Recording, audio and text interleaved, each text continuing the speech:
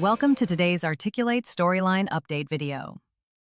Articulate released version 3.111.36326.0 on Friday, February 19th, 2026. This is a smaller update, but it addresses an issue that could create confusion during development. This version fixes a problem where built-in variables were not displaying correctly.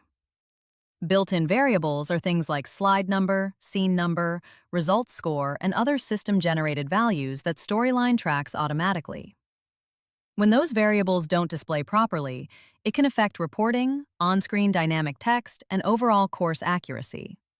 So while this update may If look this update minor, helped you if you understand what rely on changed in built-in Articulate variables for Storyline, tracking, the video on the display, or screen walks reporting, through this this week's is one you'll earlier want to Storyline install. update, where we break down additional enhancements, fixes, and new features you'll want to be aware of. Go ahead and select it to keep going. And if you want practical Storyline tutorials that help you keep up with new features, updates, and workflow changes, subscribe to the channel so you don't miss what's coming next. Thanks for watching, and I'll see you in the next video.